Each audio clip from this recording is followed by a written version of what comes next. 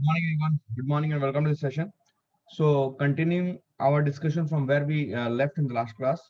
अगर आपको याद है लास्ट क्लास में हम लोग चेन रूल के बारे में बात कर रहे थे. So have you gone through that process? क्या आपने घर में प्रैक्टिस किया है? मैंने जो आपको 2 शीट्स भेजे थे, क्या आपने वहां से प्रॉब्लम सॉल्व करना स्टार्ट किया है? Everyone, have you started doing it? Okay, okay, good. There are a few people who have started doing it. There are many people who have not started doing it. So please start doing it and try to complete the assignment, right? So इस Sunday को जैसे कि मैं आपको बोल चुका हूँ, we are talking about vectors, the remaining part, right? From lecture number 7 or 6 to lecture number 13 or 14, right? So we will go with that agenda. So ensure that you are completing everything before that. वो आप complete करें, ठीक है?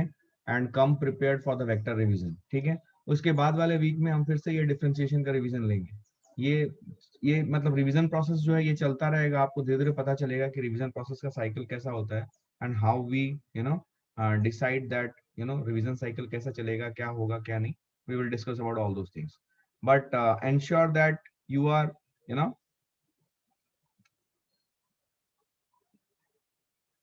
just a moment. Yeah, ensure that you are covered as far as going through all the lectures are concerned. उन्हें देखें और फिर आप संडे के लिए आए, ठीक है? Okay, so we will start. तो आपको याद होगा लास्ट क्लास हमने चेन रूल के बारे में बात की थी, तो हमने चेन रूल के ऊपर बहुत सारे प्रॉब्लम्स भी देखे थे, राइट? सो मैं उसी को आगे बढ़ाता हूँ. एक दो सवाल प्रैक्टिस के लिए ले रहे हैं क्लास में and then we will move ahead with it, right? दूसरा एजेंडा में जाएंगे आगे. सपोज मैंने आपको एक सवाल दिया है, d by dx of sine of, suppose if I say sine square of e to the power x. ये एक सवाल दिया, पहला सवाल आज का, ट्राई करें. दूसरा मैं एक सवाल दे रहा हूं आपको, d by dx of e to the power sin x. Again ये प्रैक्टिस के लिए मैं दे रहा हूँ, है ना? ऐसा मत सोचिए कि ऐसे फंक्शंस आपको फिजिक्स में मिलेंगे, बट प्रैक्टिस के लिए, ठीक है? चलो 1 मिनट का समय दे रहा हूँ, ट्राई करो. सबसे पहले फंक्शन बिल्डअप करो. आपको पता है फंक्शन कैसे बिल्डअप करते हैं. And then outer layer, middle layer, inner layer, सबका डिफरेंशिएशन करो. आपको कुछ सिखाया था कल, use it.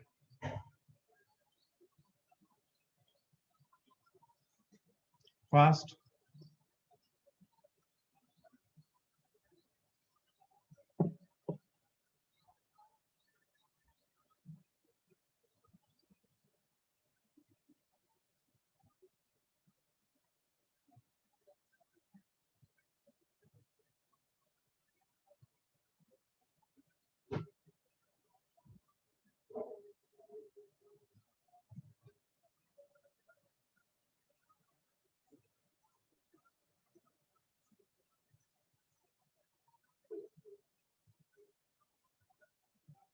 Okay, no response. चलो डिस्कस करते हैं. Sine square e to the power x, ये फंक्शन बना कैसे होगा? How do you think this function would have got created? Follow the basics. ये कैसे बना होगा? सबसे पहले एक्स से स्टार्ट करो. एक्स के बाद हमने क्या किया होगा? ई टू द पावर ये ले लिया होगा, तो we would have got e to the power x. फिर इसका क्या किया होगा हमने? इस पूरे चीज को साइन के अंदर लिया होगा, तो will we get sine e to the power x. उसके बाद जो sine e to the power x है ये पूरे को स्क्वायर कर दिया होगा, तो will we get sine square e to the power x. ये प्रोसेस समझ में आया कि नहीं? अगर ये प्रोसेस समझ में आया तो सब कुछ हो जाएगा, नहीं आया तो फंस जाओगे. कितने लोगों ने इसको सही तरीके से लिख लिया था? How the function got build up? Good. एक जन का हाथ उठाया है, 2-3 लोगों का हाथ उठाया है. सबका सबका ये फंक्शन लिखना आना चाहिए, बिकॉज ये नहीं लिख पाओगे तो दिक्कत होगी बाद में. I hope all of you are able to write this function आप. Everyone? Okay, fine. So you should be able to write this function up, right? Clear है ये? अब क्या करेंगे? अब हमें पता है व्हाट वी विल डू. ऐसे मूव करेंगे outer layer to inner layer, right? This is what is the funda. Outer layer to inner layer move करेंगे. आउटर लेयर बोलो, ये इनर मोस्ट लेयर है. अब हमारे पास मिडिल लेयर है. मिडिल लेयर अब हमारे पास 2 है. Middle layer 1 middle layer 2। अब हम क्या करेंगे, हर एक लेयर का सेपरेटली डिफरेंशिएशन करेंगे। क्या करेंगे, हर एक लेयर का सेपरेटली डिफरेंशिएशन करेंगे। आइए मिलके करते हैं। सबसे पहले d by d x of sine square e to the power x. अच्छा, इसका डिफरेंशिएशन करेंगे कैसे, यहाँ पे कौन सा रूल लगेगा, क्या सिखाया था मैंने आपको। क्या इसको लिखेंगे D by d x of कुछ का पावर 2, यहाँ पे पावर रूल लगेगा। क्या याद है मैंने आपको कल बताया था कुछ, कॉन्सेप्ट ऑफ कुछ, यस और नो एवरीवन, फील आ रही है। तो इसको कैसे लिखेंगे, इसको कैसे लिखेंगे, इट विल बी 2 इंटू कुछ का पावर 2 माइनस 1 1। ये कुछ मैं बोल रहा हूं ताकि आपके दिमाग में सेट रहे कि फंडा क्या है, कैसे करते हैं। I hope everybody is okay with this. 2 into कुछ का पावर 1, कुछ में क्या आएगा यहाँ पे, कुछ में क्या आएगा यहाँ पे, एनीवन, कुछ में क्या आएगा यहाँ पे, will it be 2 into sine to the power sine e to the power x, sorry, ऐसा आएगा क्या, सब लोग लिख पाए। हम्म हम्म क्लियर है, क्लियर है एवरीवन, ओके।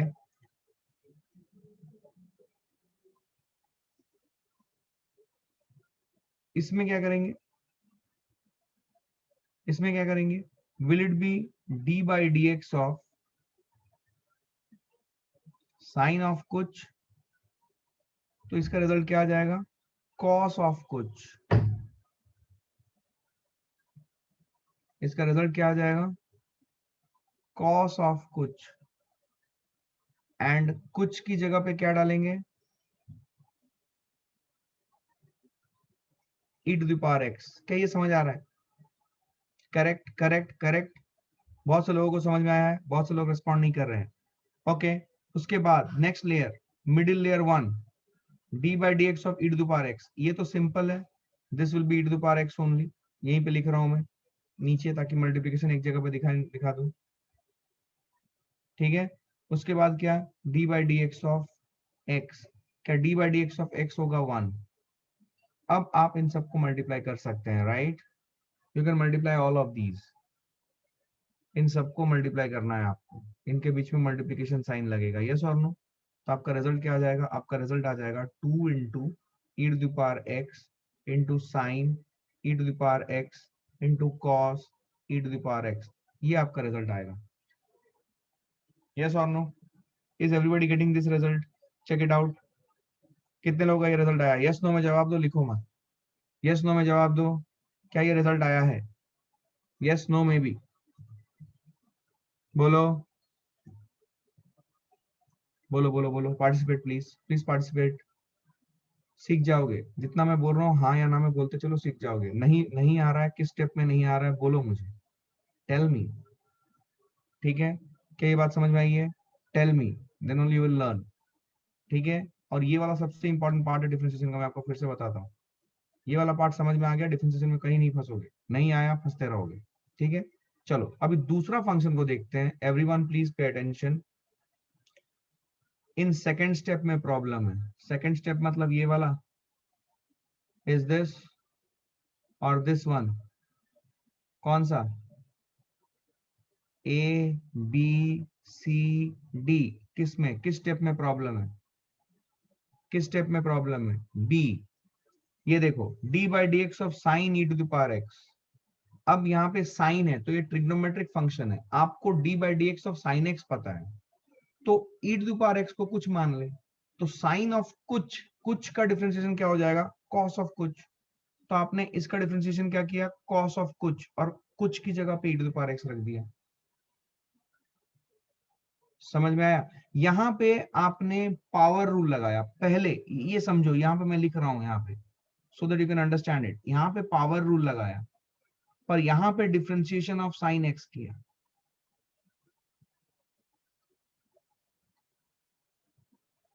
जहां पे पावर टर्म आ रहा है वहां पे पावर लगाओ, जहां पे पावर 1 है और अगर ट्रिग्नोमेट्री का कुछ है तो वहां पे ट्रिग्नोमेट्री का रूल लगाओ, एटसेट्रा, ठीक है। क्या मेरी बात समझ में आ रही है,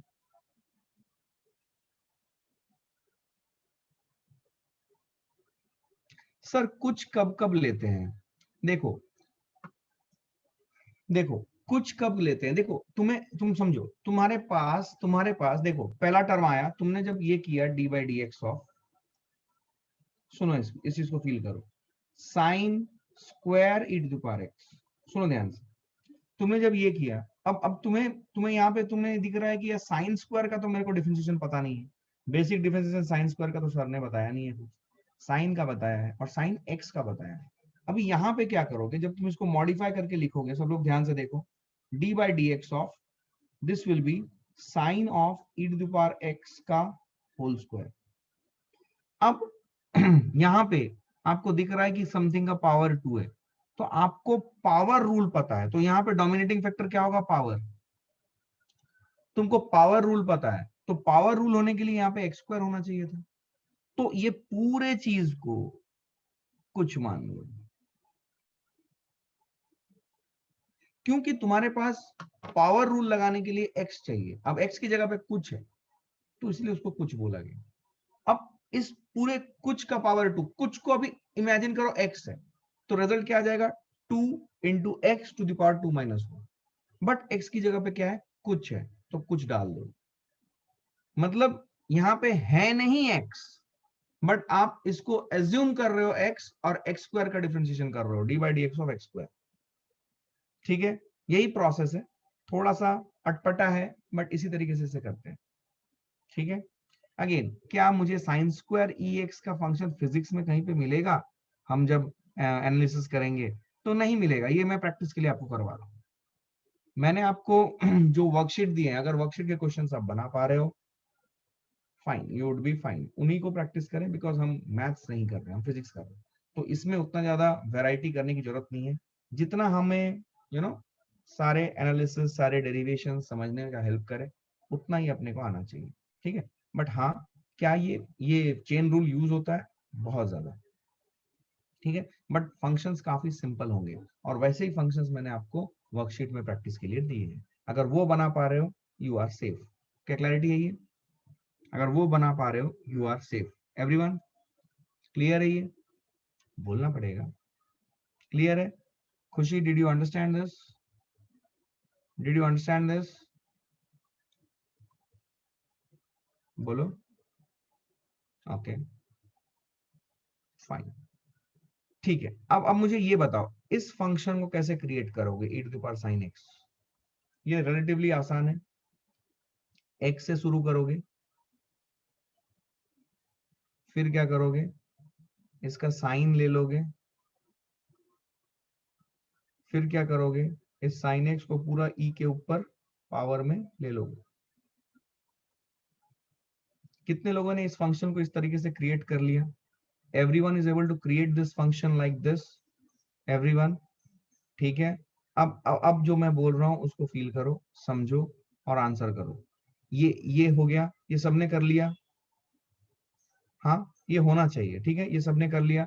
अब क्या करोगे, अब आप हर एक लेयर का डिफरेंशिएशन करोगे, आओ करते हैं, d by d x of e to the power sine x.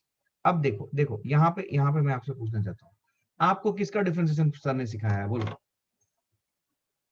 ई का रिलेटेड किसका डिफरेंशिएशन आपको पता है, मैं आपको बता रहा हूँ कैसे सोचना है, बोलो किसका पता है, e to the power x का, सर ने आपको किसका डिफरेंशिएशन सिखाया है, d by d x of e to the power x का स्पेशल फंक्शन, है ना, है ना, सिखाया है सर ने आपको। अच्छा अब मुझे बताइए, अब यहाँ पे ई टू द पावर एक्स की जगह पे साइन एक्स है, क्लियर है, साइन एक्स है, तो ये साइन एक्स को क्या मानोगे, कुछ, आपने मुझसे पूछा ना सर कुछ कब लेंगे, ये देखो, कह रहा है आंसर, कुछ कब लेंगे, कुछ इस सिचुएशन में लेंगे, क्लैरिटी है ये, e to the power x नहीं है, e to the power sine x है, तो साइन एक्स को कुछ मान लो, ठीक है, साइन एक्स को कुछ मान लो, तो d by d x of e to the power कुछ क्या होगा, ई टू द पावर कुछ, और कुछ क्या है, this is what we will do, ठीक है, पहला स्टेप ये हो गया। अच्छा दूसरा step, d by d x of sine x, क्या साइन एक्स का डिफरेंशिएशन आपको आता है, बिल्कुल आता है, इसमें कोई कुछ वुच लेने की जरूरत नहीं है, बिकॉज ये तो आता ही है, सर ने इसका रिजल्ट दिया हुआ है, तो यहाँ कुछ लेने की जरूरत नहीं है, यस और नो, तो ये डायरेक्टली क्रॉस एक्स लिखा आपने, ठीक, I hope you are understanding, I am able to answer your questions, d by d x of x, clarity है ये क्या होगा, ये होगा 1, इन तीनों को मल्टीप्लाई कर दो तो रिजल्ट क्या आएगा, रिजल्ट आएगा e to the power sin x into cos x। खत्म, खत्म, कुछ बचता ही नहीं है। क्या क्लैरिटी है ये, डिड यू अंडरस्टैंड दिस, क्या ये समझ में आया एवरीवन, ठीक है। चलो आगे बढ़ते हैं, आई होप यू अंडरस्टूड इट, ठीक है। चलो आगे बढ़ते हैं। अब इसके मैंने बहुत सारे एग्जांपल्स दिए हुए हैं आपको, आप please, I think assignment number 2 में है शायद चेन रूल का, तो असाइनमेंट नंबर 2 में कीजिएगा। एक लास्ट क्वेश्चन इंटीग्रेशन का दिया हुआ है मैंने, वो अभी अटेम्प्ट मत कीजिएगा, क्वेश्चन नंबर 17 है शायद असाइनमेंट शीट 2 में, तो उसको मत कीजिएगा अभी, वो इंटीग्रेशन के वक्त कीजिएगा। उसको छोड़ के बाकी सब क्वेश्चन आप ट्राई कर सकते हो, ठीक है ना। आ जाओ, ओके, चलो आओ नेक्स्ट देखो। समझ आ रहा है ना दोस्तों, क्लियर है, कोई दिक्कत नहीं है, ठीक। अभी देखो, अभी हेडिंग लिखो,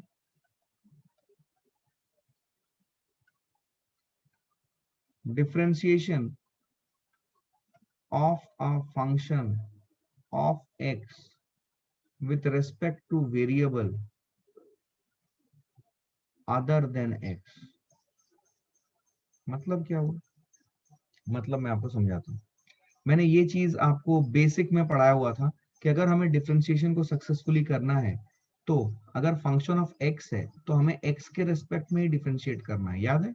मैंने ऐसा कुछ बात बताया था कि सपोज डी बाई डी, यहाँ पे कुछ है, यहाँ पे कुछ है, तो अगर यहाँ पे मैंने रखा है x, then this has to be function of x, याद है, रिमेंबर। लिख के बोलता हूं यहाँ पे ताकि आपके नोट्स में रहे, आप नोट्स में शायद इसे ना लिखो लेकिन कहीं पे साइड में लिख के रखो, याद है। अच्छा, फिर मैंने आपको एग्जांपल दिया था, suppose I am having something like this, अगर मैं ये y ले रहा हूं, then this has to be a function of y। अब फंक्शन ऑफ y लिखने का तरीका अलग होता है, कोई fy लिखेगा, कोई gy लिखेगा, कोई hy लिखेगा, एनीथिंग, राइट। बट क्या यहाँ पे y है तो यहाँ पे फंक्शन ऑफ y होना चाहिए, आर यू अंडरस्टैंडिंग दिस, ये हमने बात की थी, ठीक है। अच्छा, तो ये जो मैंने ऊपर लिखा है इसका मतलब क्या हुआ, इसका मतलब ये है, देखो ध्यान से, सपोज, समझो इस चीज को, ठीक है। Suppose we want to do d by dt of fx। अब मुझे ये फंक्शन ऑफ x का डिफरेंशिएशन करना है but with respect to t करना है, means I am trying to differentiate fx with respect to a variable which is other than x। Function of x को मैं डिफरेंशिएट करना चाहता हूं with respect to variable other than x। ये मुझे बहुत बार करने की जरूरत पड़ती है फिजिक्स में, तो इसको कैसे सॉल्व करें, हाउ टू सॉल्व दिस। तो यहाँ पे एक फंडा मैं पूछ रहा हूँ आपसे, आपको पता है ये बेसिक फंडा है जो आपने फ्रैक्शन में किया था, याद करो आपने फ्रैक्शन में ऐसा कुछ किया था, सपोज यू नो आपके पास एक फ्रैक्शन है 2/3, याद करो आपने ऐसा कुछ पढ़ा है कि इस फ्रैक्शन को अगर मैं 4 से मल्टीप्लाई कर दूं और 4 से डिवाइड कर दूं तो मेरा फ्रैक्शन नहीं बदलेगा। If I multiply this fraction by a numerator and a denominator both are 4, suppose 4 कोई भी नंबर हो सकता है, अगर मैं जिस नंबर से मल्टीप्लाई कर रहा हूँ उसी नंबर से डिवाइड कर दूं तो मेरा फ्रैक्शन नहीं बदलेगा, यस और नो, यस और नो। तो जब ये नहीं बदलेगा क्या मैं इसे लिख सकता हूँ, this is equal to, feel करना बेसिक बात है, 2/4 इंटू 4/3, क्या मैं इसको ऐसे लिख सकता हूँ। तो बेसिकली होता क्या है कि ये 4 और 4 कैंसिल हो जाता है, तो ओवरऑल लेवल पे आपका जो ओरिजिनल फ्रैक्शन था 2/3 वही रह जाता है। इसका मतलब सेम नंबर से मल्टीप्लाई करो या डिवाइड करो तो फ्रैक्शन में कोई फर्क नहीं पड़ता। समझ में आ रही है बात। अब सुनो मैं क्या बोल रहा हूँ, suppose D F x by d T, तो मुझे पता है कि मैं एफ एक्स को तो टी के रेस्पेक्ट में डिफरेंशिएट नहीं कर सकता हूं, बट मैं इसे एक्स के रेस्पेक्ट में डिफरेंशिएट कर सकता हूं। तो क्या मैं फ्रैक्शन का रूल लगाते हुए इसको ऐसे लिख सकता हूं क्या,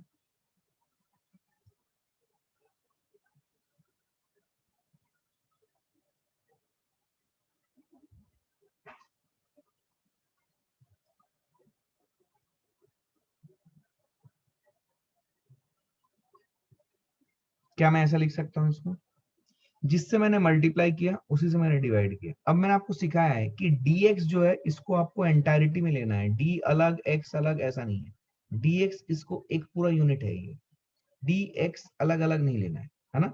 तो dx ये पूरा यूनिट है dx, तो जिस यूनिट से मैंने न्यूमरेटर में मल्टीप्लाई किया उसी यूनिट से डिवाइड किया, याद है आपको?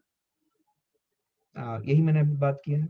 dx को एक कंप्लीट यूनिट लेंगे, तो ये मैंने बताया हुआ पहले, dx is a complete unit, मैंने आपको सिखाया हुआ है dx बाय x में से x x काट दिए, d रख दिए, ऐसा नहीं होगा, right? So that's why I said that concept of complete unit. तो dfx by dt into dx by dx, तो जिस नंबर से मैंने मल्टीप्लाई किया उसी नंबर से डिवाइड किया, तो फ्रैक्शन में कोई बदलाव नहीं होगा, करेक्ट। तो अब इसको मॉडिफाई करके मैं ऐसा लिखता हूं,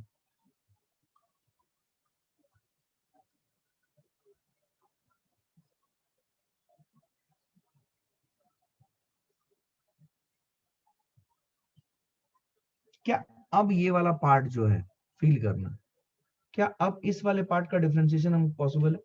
क्योंकि अभी हम fx का डिफरेंशिएशन मतलब विद रिस्पेक्ट टू x ही कर रहे हैं, क्या ये पॉसिबल है करना अभी डिफरेंशिएशन? और ये कुछ ना कुछ वैल्यू इसकी प्रोवाइडेड रहेगी, some value has to be provided to you from the examiner side और फ्रॉम द क्वेश्चन से कुछ ना कुछ इसकी वैल्यू आपको प्रोवाइडेड रहेगी। So this is the way, ठीक है sir. What is the need of doing this? I will tell you what is the need of doing this, I will give you some example, you will understand it. तो मैंने क्या बोला कि अगर हम कुछ फंक्शन को अगर x के रेस्पेक्ट में ना डिफरेंशिएट करके कुछ अदर वेरिएबल के टर्म्स में डिफरेंशिएट करते हैं, तो उसको इस तरीके से परफॉर्म करते हैं। तो उसके लिए एक फ्रैक्शन का जो रूल है वो मैंने साइड में लिखा है, ताकि आपके दिमाग में सेट रहे, हाँ ऐसा फ्रैक्शन में करते थे तो ऐसा हम डिफरेंशिएशन में भी कर सकते हैं। तो इसको मैं रखता हूँ इधर साइड में, राइट? तो इसको लिख लें ताकि आपके दिमाग में ये सेट रहे। क्या ये समझ में आया आपको? अच्छा, ये क्यों करते हैं अभी आपको क्लैरिटी आएगी। इसको लिख लो क्विकली फास्ट।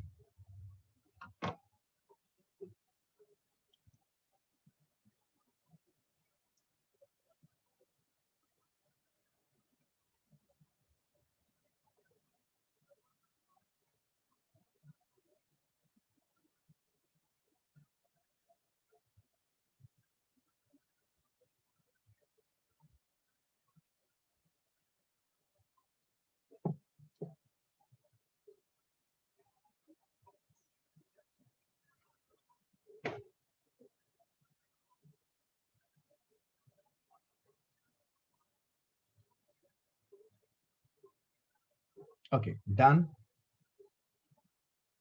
Done everyone. ठीक है, अब सुनो, थोड़ा पार्टिसिपेशन लेवल कम आ रहा है, क्या दिक्कत है? समझ आ रहा है ना एवरीवन? समझ आ रहा है? ठीक है। अब देखो, मैं आपके सामने एक क्वेश्चन रखता हूं। Suppose if I say the rate of increase of radius of a sphere is 4 metre per second, suppose, ठीक है। तो rate of increase of sphere of a radius is 4 metre per second, ठीक है। Statement को पढ़ना, आपने पूछा था ना क्या इसका एग्जांपल है, क्यों कर रहे हैं, तो अभी आपको समझ में आएगा ये, तो इसको ध्यान से समझना, आपको क्लैरिटी आ जाएगी कि सर ने ये क्यों पढ़ाया, उसके बाद ये क्वेश्चन क्यों दिया। The rate of increase of radius of sphere is 4 metre per second, find find the rate of find the rate of increase of volume of sphere when radius is 2 meters। ये सवाल है आपके पास, ठीक है। इस सवाल को आपको सॉल्व करना है। एक मिनट सोचो क्या करोगे आप, and then we will move. मैंने स्फीयर दिया हुआ है, याद करो स्फीयर का आपको वॉल्यूम पता है, right? You know the volume of sphere. What is the volume of sphere? Volume of sphere is 4/3 pi r cube. This is what is the volume of sphere. But यहां पे बोला है rate of increase of radius of sphere is 4 metre per second. अच्छा, ये एक statement है, मैंने आपको सिखाया है कि किसी भी स्टेटमेंट को मैथमेटिकली कैसे लिखते हैं। क्या आप लिख सकोगे स्टेटमेंट को मैथमेटिकली? इस स्टेटमेंट को मैथमेटिकल फॉर्म में लिखो एवरीवन। याद है ये स्टेटमेंट है, इसको मैथमेटिकल फॉर्म में कैसे लिखोगे? Rate of increase of radius, rate of increase of radius, और किस वेरिएबल है, उस वेरिएबल के बारे में कुछ बात नहीं किया है, मतलब ये वेरिएबल कौन सा वेरिएबल? कम ऑन, ये एकदम बेसिक लेक्चर है, लेक्चर नंबर 1 डिफरेंशिएशन का, जहां पे मैंने ये सिखाया था। I want you to write this. क्या मैंने आपको बताया था कि कोई भी स्टेटमेंट है तो उसको मैथमेटिकल फॉर्म में लिखना आना चाहिए? करेक्ट। तो इसका क्या मैथमेटिकल फॉर्म क्या है बोलो? देखो, एक बच्चे का सही आंसर आया, दूसरे बच्चे का गलत आया। यहाँ पे जब मैं बोलूं rate of increase of radius of sphere, तो इसको मैथमेटिकली लिखो, तो ये लिखना आना चाहिए मैथमेटिकली। इसको मैथमेटिकली कैसे लिखेंगे, ये सिखाया गया है। नोट्स अच्छे से पढ़ो बेटा, नोट्स अच्छे से पढ़ो। करेक्ट। क्या मैथमेटिकली इसे लिखेंगे? dr/dt, this is equal to 4 metre per second +4, क्योंकि रेट ऑफ इंक्रीज बोल रहा है ये। क्या ये समझ में आया? मैंने आपको सिखाया था, अगर वेरिएबल मेंशन ना करे तो क्या वो वेरिएबल टाइम है? यस और नो? और अगर वेरिएबल मेंशन कर दे तो उसके रेस्पेक्ट में, तो वो मेंशन किया हुआ रहेगा। अगर मेंशन ना करे तो dr/dt। क्या बात समझ में आ रही है? अच्छा, find the rate of increase of volume of the sphere when radius is 2 metre. ठीक है, तो rate of, find the rate of increase of volume of the sphere when radius is 2 metre. Find the rate of increase of volume of the sphere, again the variable is not specified, so what you are asked to find the rate of increase of volume of the sphere। इसका mathematical form क्या, मतलब आपको क्या निकालने के लिए बोल रहा है? क्या आपको dv/dt निकालने के लिए बोल रहा है? Everyone, right? When radius is 2 metre, dr/dt दिया हुआ है, dv/dt निकालना है। और कब निकालना है? जब रेडियस 2 मीटर है। एवरीवन, अब मेरी बात सुनो। देखो, यहाँ पे आपका वॉल्यूम जो है, it's a function of r, but आपको निकालना है dv/dt। सुनो, समझ में आ रहा है मैं क्या बोल रहा हूं एवरीवन? तो मैं क्या करूंगा, v is 4/3 pi r cube, मुझे निकालना है dv/dt, तो मुझे करना पड़ेगा d/dt of 4/3 pi r cube. अब 4/3 पाई तो पूरा कांस्टेंट है, तो इसका तो कोई लफड़ा ही नहीं है, ये डिफरेंशिएशन के बाहर आ जाएगा। Everyone, are you getting the feel? तो 4/3 पाई बाहर आ गया, we are getting d/dt of r cube. अब बोलो, अब समझ में आया? क्योंकि बच्चे का सवाल था कि सर ये क्यों कर रहे हैं, क्या अब समझ में आया ये क्यों कर रहे हैं? देखो, तुम डिफ्रेंशिएट कर रहे हो, लुक एट दिस, d/d, यहां पे है टाइम और यहां पे है फंक्शन ऑफ आर। ये कुछ अलग फंक्शन है, ये किसी अलग वेरिएबल है, तो दिक्कत हो गई, डिफ्रेंशिएशन तो नहीं कर पाएंगे। तो क्या अब आपको इसका इंपॉर्टेंस समझ में आ रहा है? अदर देन एक्स, तो यहाँ पे फंक्शन ऑफ आर है with respect to variable other than r. अरे एक्स की जगह पे कोई भी फंक्शन हो सकता है ना, वाई का हो सकता है, जेड का हो सकता है, आर का हो सकता है।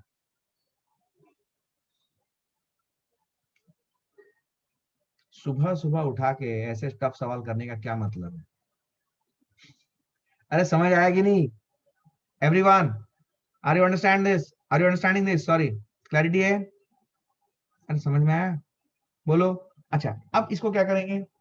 फंस गए तुम। इसको क्या करेंगे बोलो? अब इसको सॉल्व करने का तरीका क्या है, आपको जो सिखाया गया है? क्या d/dt ऑफ आर क्यूब, क्या आपको लगता है कि इसको मुझे dr से मल्टीप्लाई करना चाहिए और dr से डिवाइड करना चाहिए? Are you getting it now? तो इसको क्या करेंगे, इसको हम लोग लिखेंगे d/dr of r cube into dr/dt। Are you understanding this? क्या ये समझ में आया आपको? अच्छा, ये वाला पार्ट क्या हम सॉल्व कर सकते हैं? Can we solve it now? Yes. अच्छा, और इसके बारे में बोलो, क्या ये आपको एग्जामिनर ने दे दिया है? हाँ, ये तो एग्जामिनर ने हमें दे दिया है। तो क्या dr/dt की जगह पे +4 डाल दूंगा और d/dr ऑफ आर क्यूब मुझे करना आता है। क्या हो जाएगा d/dr of r cube? Is it simple power rule? क्या हो जाएगा रिजल्ट? 3r² इंटू dr/dt की वैल्यू +4। एवरीवन, क्या रिजल्ट आ गया? 12 r²। एवरीवन प्लीज, क्या रिजल्ट आ गया? 12 r²। So what I will do now, ये जो d by d t of r cube है, जो मैंने यहाँ पे सॉल्व किया d by d t of r cube, जिसकी वैल्यू आई 12 r², क्या इसको उठा के यहाँ पे पुट कर दूंगा?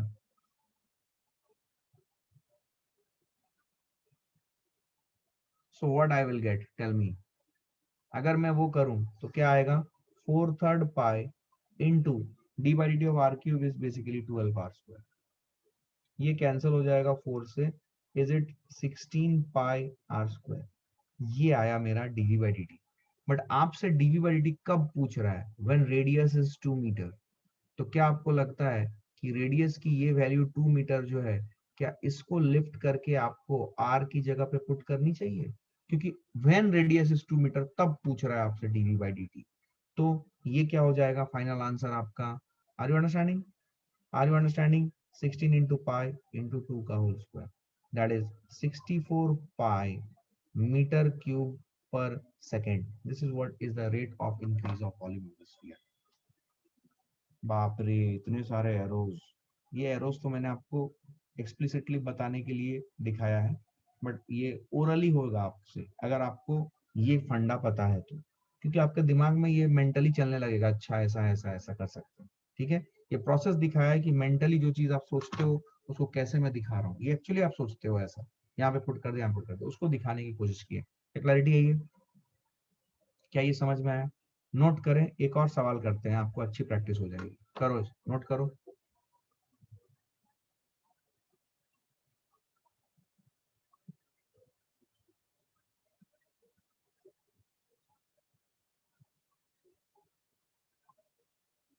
समझ आया ना?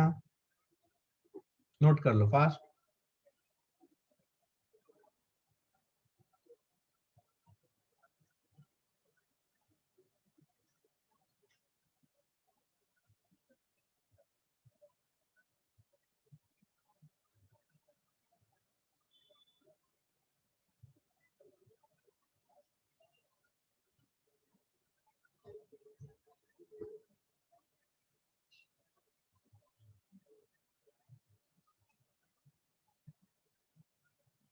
Done?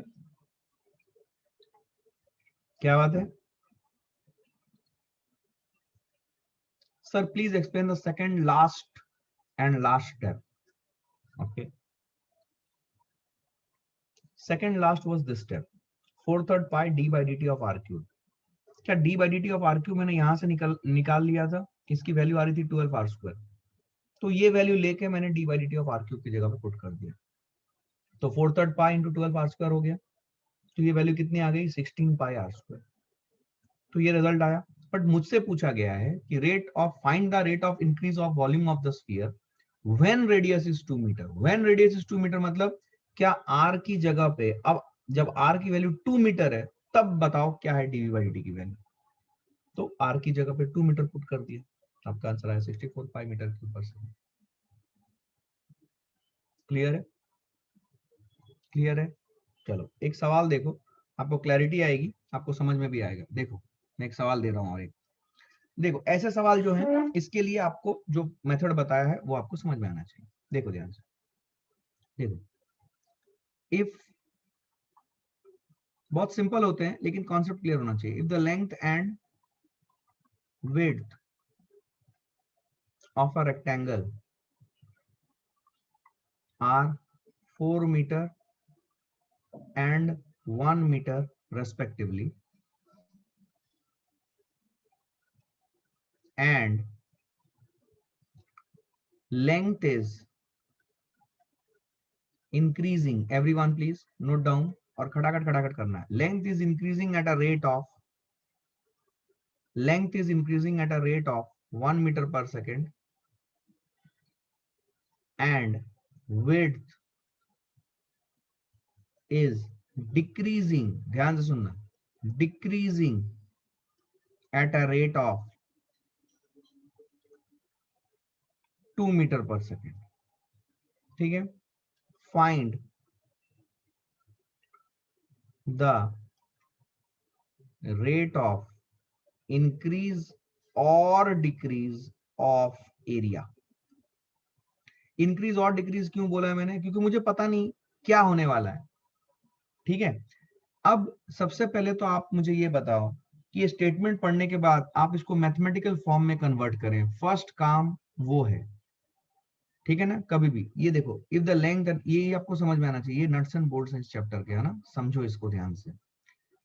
If the length and width of rectangle are 4 metre and 1 metre respectively, and the length is increasing, जब 4 मीटर और 1 मीटर था उस टाइम पे length is increasing at the rate of 1 metre per second. ये देखो, length is increasing at the rate of 1 metre per second. इसको mathematically कैसे लिखोगे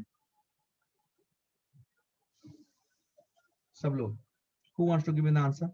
length is increasing at the rate of 1 metre per second, इसको mathematically कैसे लिखोगे? How will you write this up mathematically?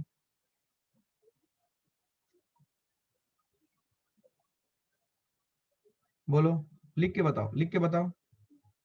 ये लिखना आसान है, dl by dt is plus 1 meter per second, absolutely correct। क्या ये सब लोग लिख पाए? dl by dt is equal to plus 1 meter per second, everyone, because it is increasing at the rate of 1 meter per second and width is decreasing। ये देखो, width is decreasing at a rate of 2 meter per second। इस portion को देखो, width is decreasing at a rate of 4 meter per second। इसको देखो, इसके corresponding आपका mathematical statement क्या होगा? कौन बताएगा मुझे? करेक्ट, कौन बताएगा मुझे? देखो, इससे ज्यादा आसान मैं नहीं कर सकता हूँ। बोलो, मैंने आपको सिखाया है कि मैथमेटिकल फॉर्म में लिखना आना चाहिए, ये एकदम बेसिक इंट्रोडक्शन में सिखाया है। बोलो क्या होगा? Width is decreasing eight the rate of, will it B, width को डी डब्ल्यू बोल रहा हूं मैं, हाँ, डी डब्ल्यू बाई डी टी। इसको क्या लिखूं? इज इट इक्वल टू क्या? -4 metre per second. Absolutely correct, because ये डिक्रीज हो रहा है। ठीक है, अच्छा, अब देखो, -2 या -4, 2 हाँ 2, not 4, 2।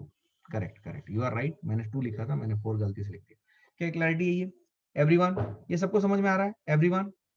Everyone, correct correct correct correct, ठीक है।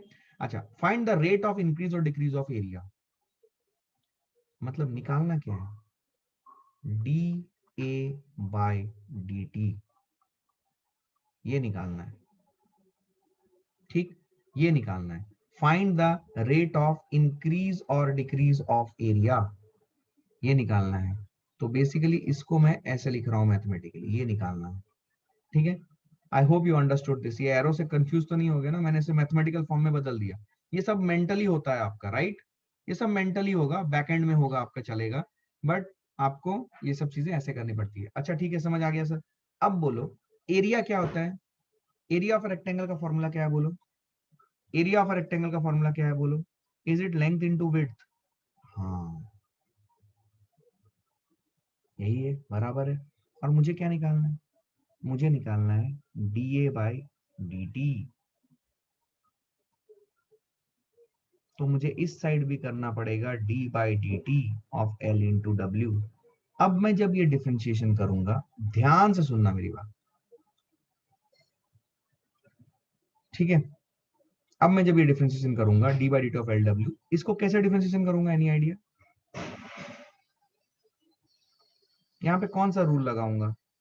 दो एल और डब्ल्यू, ये दोनों ही वेरिएबल्स हैं, कांस्टेंट नहीं है, क्योंकि चेंज हो रही है, लेंथ भी चेंज हो रही है, विड्थ भी चेंज हो रही है। बहुत बार बच्चा बोलता है सर एल और डब्ल्यू क्या है? ये वेरिएबल्स है, क्योंकि अगर ये कांस्टेंट होता तो कांस्टेंट का डिफरेंशिएशन तो जीरो आता ना। तो ये कांस्टेंट नहीं है, ये वेरिएबल है, क्योंकि ये बढ़ रहे हैं, कोई घट रहा है, तो ये वेरिएबल है। यस और नो? क्वोशंट रूल नहीं। Is it product rule? Is it product rule? कौन सा रूल है ये? प्रोडक्ट रूल से करेंगे हम इसे डिफरेंशिएशन, तो क्या हो जाएगा? एल इंटू डी डब्ल्यू बाई डी टी, जैसा प्रोडक्ट रूल करते हैं वही मैं लिख रहा हूं, प्लस डब्ल्यू into d l by d t. Are you understanding this? Correct है? क्या ये क्लियर है ये? अब बोलो यहाँ पे, इट इज एल, डी डब्ल्यू बाई डी टी कितनी है? -2। क्या डी डब्ल्यू बाई डी टी की जो वैल्यू है -2, क्या इसको उठा के यहाँ पे पुट करेंगे? और D l by d T की जो वैल्यू है +1, क्या इसको उठा के यहाँ पे पुट करेंगे? I hope you are understanding this. L into -2 plus W into dl/dt कितना है, dl/dt is +1। Are you understanding this, are you understanding this? हाँ, अब बोलो।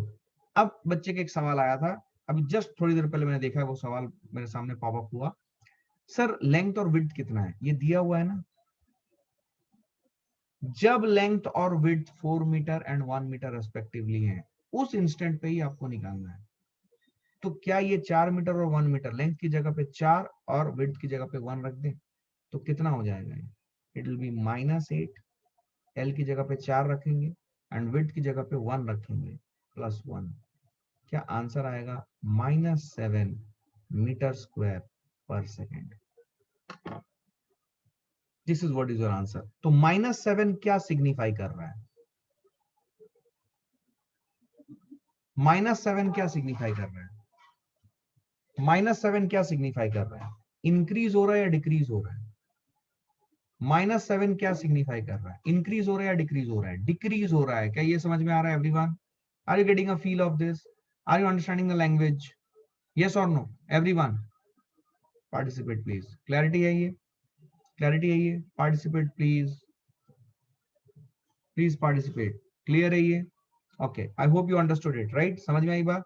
सो this is what is an interesting thing. इसके ऊपर हम और सवाल बना सकते हैं। कैसे सवाल होगा? देखो, मैं एक सवाल दे रहा हूं होमवर्क में, ठीक है ना?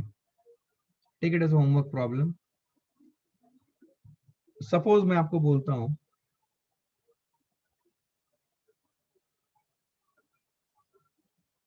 Radius of a sphere is decreasing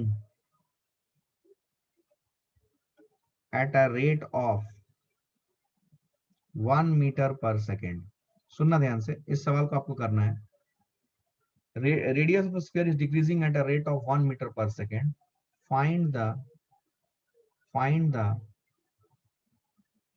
rate of change of surface area of the sphere. ठीक है, पहला सवाल ये है। दूसरा,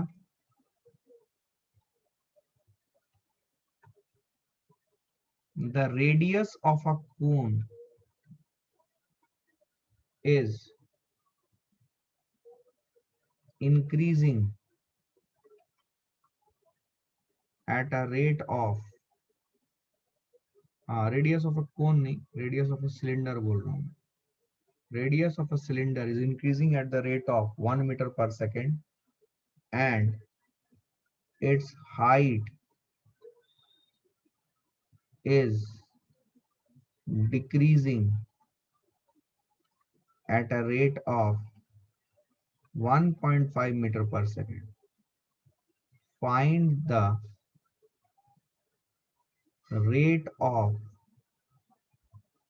change of a volume and दूसरा curved surface area when when height is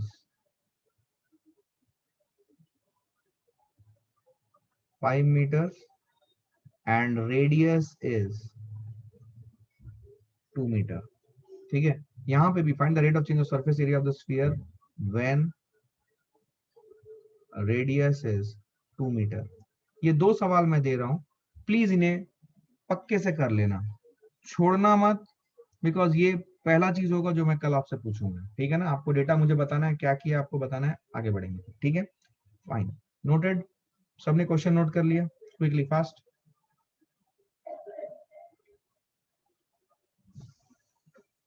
quickly noted everyone? सबने नोट कर लिया question? CSA means curved surface area mensuration. What does CSA mean? CSA means curved surface area। आपको curved surface area का मतलब समझ में आता है, राइट? स्टैंडर्ड 10th mensuration, कोई भी बोर्ड का हो, कुछ फर्क नहीं पड़ता है। क्लैरिटी है ये? Okay, fine. अब देखो, ध्यान से देखो। चलो, अब हम क्या करते हैं? Now we will talk about differentiation of implicit functions. छोटी छोटी बातें, differentiation of implicit functions.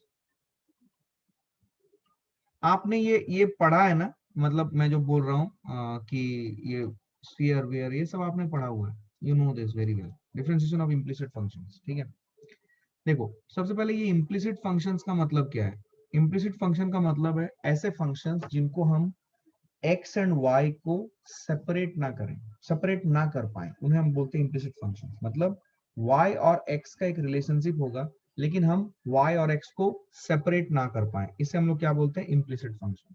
Y और एक्स को हम सेपरेट नहीं कर पाएंगे, मतलब वाई को इक्वेशन के एक साइड में और एक्स को इक्वेशन के दूसरे साइड में कंप्लीटली नहीं ला पाएंगे, उनको हम लोग बोलते हैं implicit functions.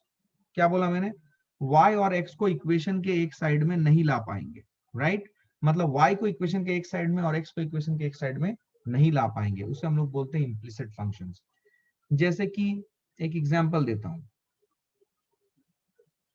Suppose if I give you an equation x square minus xy is equal to 2y square. अब मेरी बात सुनो, ये जो फंक्शन है इस फंक्शन को हम लोग बोलते हैं इम्प्लिसिट फंक्शन,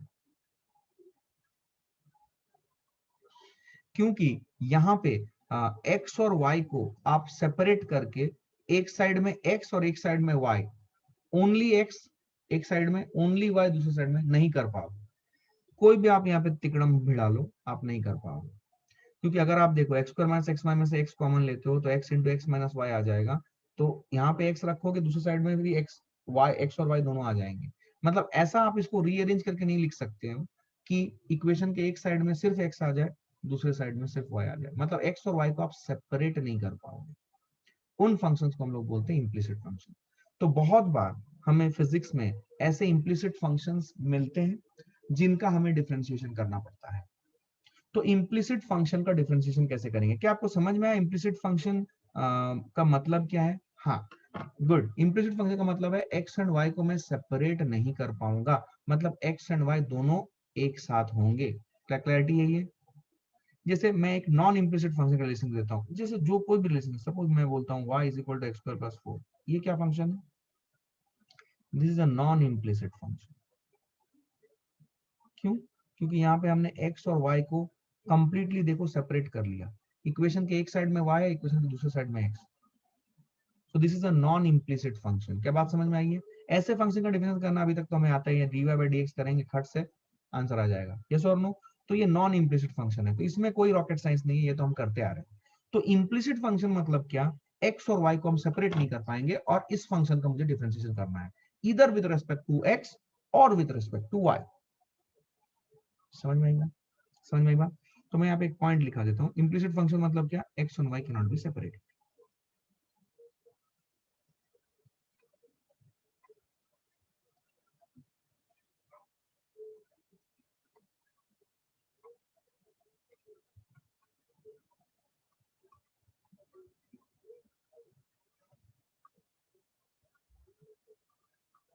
ठीक है, this is what is the meaning of implicit function. ठीक है, अब रिक्वायरमेंट क्या है कि इस फंक्शन का डिफरेंशिएशन करना है विद रिस्पेक्ट टू एक्स और विद रिस्पेक्ट टू वाई। ठीक, तो कैसे करें। सो इस फंक्शन का, यही फंक्शन को मैं यूज करके आपको बता रहा हूँ इस फंक्शन का डिफरेंशिएशन करना है कैसे करें। तो इस फंक्शन का डिफरेंशिएशन करेंगे suppose with respect to x, तो I will differentiate d by d x of x square minus x y is equal to d by d x of 2y square. This is what I will do. ठीक है, this is what I will do. तो क्या होगा ये, let's see, d by d x of x square minus x y equal to d by d x of 2y square. अब इसका differentiation करते हैं।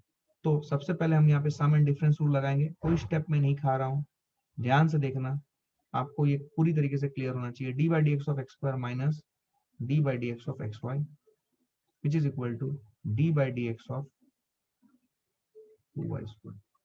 क्या बात समझ में आएगी, this what we are getting. D by d x of x square क्या होगा, d by d x of x square होगा 2x, इसमें कोई दिक्कत नहीं है, यहाँ पे पावर रूल लग गया। Minus d by d x of x y जब करेंगे तो यहाँ पे मुझे क्या रूल लगाना पड़ेगा, प्रोडक्ट रूल। तो it will be x into d y by d x plus y into d x by d x. I hope you understood this, ये कैसे हुआ, is equal to d by d x of 2y square. अब d by d x of 2y square जब आया तो हमारे लिए दिक्कत हो गई। क्यों? क्योंकि ये तो y का फंक्शन है और ये x है। बट कोई दिक्कत वाली बात नहीं है, क्योंकि अभी सर ने पढ़ाया था कि differentiation of any function with respect to a variable other than x, other than x। याद आ रहा है आपको? याद आ रहा है आपको? कोई याद नहीं है, पता नहीं क्या बोल रहे हैं। ये सुनो, आर यू अंडरस्टैंडिंग दिस? तो ये क्या करेंगे, क्या करेंगे इसे? क्या इसे मैं इस तरीके से लिखूंगा, यहाँ पे जगह थोड़ा कम हो गया, ठीक है। अब सुनो ध्यान से, इसको मैं कैसे लिखूंगा? इसको मैं लिखूंगा, थोड़ा यहाँ पे कर रहा हूँ इसको, ठीक है ना, फिर लास्ट में एक साथ ले आएंगे इसको। मैं इस साइड वाला यहाँ पे कर रहा हूँ। So d by d y of 2y² into d y by d x, क्या मैं ऐसा लिख सकता हूँ? तो डी वाई कंप्लीटली कट हो जाएगा, तो d by d x of 2y² ही आ जाएगा। But d by dy of 2y² is manageable. We can differentiate it. What it will be value? Its value will be 2 d by dy of y² क्या आ जाएगा? 2y. तो 2 into 2y, ये 4y मैं directly लिख दे रहा हूँ, into dy by dx. अब हम इसको सॉल्व करेंगे तो इधर आ रहा है, देखो ध्यान से, 2x minus x dy by dx plus y is equal to 4y dy by dx. ठीक है, तो अब देखो, इसको आप क्या कर सकते हो, इसको आप चाहो तो इसी तरीके से रखो, या फिर dy by dx वाले टर्म को आप एक साथ ले आ सकते हो। तो क्या हो जाएगा? 2x plus y is equal to dy by dx x plus 4y। तो dy by dx अगर आपको निकालने के लिए कोई बोले, it will be 2x plus y by x plus 4y। ये आएगा। I hope you understood it. क्या clarity? This is known as differentiation of implicit functions. This is known as differentiation of implicit functions. क्या clarity I? This is known as differentiation of implicit function. तो कोई भी implicit function होगा उसका differentiation इस तरीके से करेंगे। एक और एग्जांपल करो, आपको प्रैक्टिस आएगी या होगी। आइए, suppose if I give you x cube plus y cube is equal to 3xy। सबसे पहले बोलो, क्या ये implicit फंक्शन है? क्या आप x और y को सेपरेट कर पाओगे? नहीं कर पाएंगे। You have to find out dy by dx, ये निकालना। कैसे करोगे? सो दोनों साइड में हम x के रेस्पेक्ट में डिफरेंशिएट करेंगे, right? This is what we learn, d by dx of x cube plus y cube is equal to d by dx of 3xy। ये समझ में आया? क्या आगे का प्रोसेस आप खुद से कर सकते हो? 1 मिनट का समय लो, फास्ट फास्ट एवरीवन, जल्दी।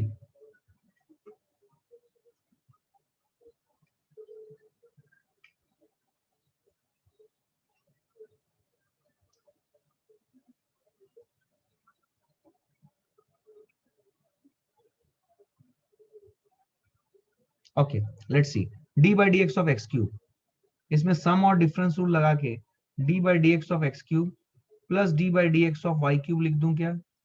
विच is equal to d by dx of 3xy, 3 बाहर निकाल लूंगा xy। पहला स्टेप ये कर लिया, जो कांस्टेंट होता है उसको डिफरेंशिएशन के बाहर ला सकते हैं। d by dx of x cube निकालने में कोई दिक्कत नहीं है, इट इज 3x²।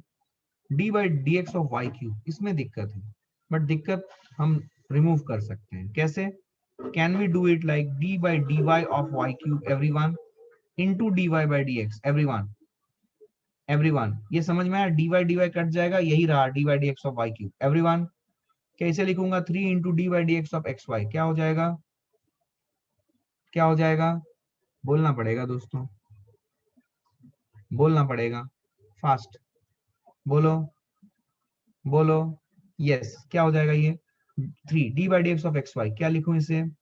क्या इसे लिखूं? x into d y by d x plus y into d by d x of x. तो d by d x of x 1 हो जाएगा, तो we will write in the next step 3x² प्लस d by dy of y cube, is it 3y²? Yes, into dy by dx is equal to 3, this is x dy by dx plus y। Clear है ये? तो अब हमें क्या करना है, हमें dy बाई dx निकालना है, इसको सिंप्लीफाई करना है. So it is like 3x square minus 3y is equal to dy by dx common ले लो इस साइड में, 3x और ये dy by dx 3y square जो है उस साइड ले आएंगे तो माइनस 3y स्क्वायर हो जाएगा. ठीक, तो dy बाई dx मुझे निकालना था, तो dy by dx will be 3x square minus 3y upon 3x minus 3y square. Clarity है? Did you understand this everyone? तो क्या डिफरेंशिएशन ऑफ इम्प्लिसिट फंक्शन आपको समझ में आया? नहीं आया समझ? कुछ नहीं आया? आया कि नहीं? आया कि नहीं? एक होमवर्क प्रॉब्लम दे रहा हूं, इसको करके आना. तो suppose if I give you sin x plus sin y is equal to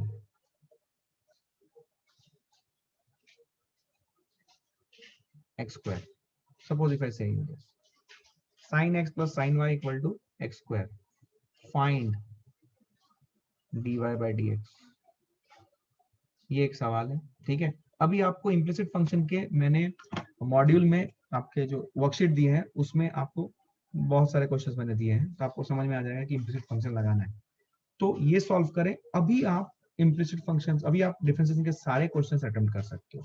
जितना भी मैंने बताया सब कुछ वहां पे है, तो हम लोग अभी आपसे अटेम्प्ट कर सकते हो. If you want we can discuss those questions if you have any difficulty there, right? So आज का समय हो चुका है, so I will stop here today. कल का जो सेशन है वो बहुत इंपॉर्टेंट है, क्योंकि कल हम लोग बात करेंगे ग्राफ्स के बारे में, जो डिफरेंशिएशन का सबसे इंपॉर्टेंट पार्ट है. तो कल का लेक्चर बिल्कुल मिस ना करें. कल का लेक्चर बहुत इंपॉर्टेंट है, बिकॉज हम कल ग्राफ्स के बारे में बात करेंगे, कितने टाइप के ग्राफ होते हैं, ग्राफ को कैसे एनालिसिस करें, और वो डिफरेंशिएशन का सबसे इंपॉर्टेंट पार्ट होता है. कल उसे सीखेंगे हम लोग. तो कल के क्लास में 100% प्रेजेंट रहे, ठीक है ना? Very very important. ठीक है, कल का अगर बंक करोगे तो दिक्कत हो जाएगी दोस्त. ठीक है ना?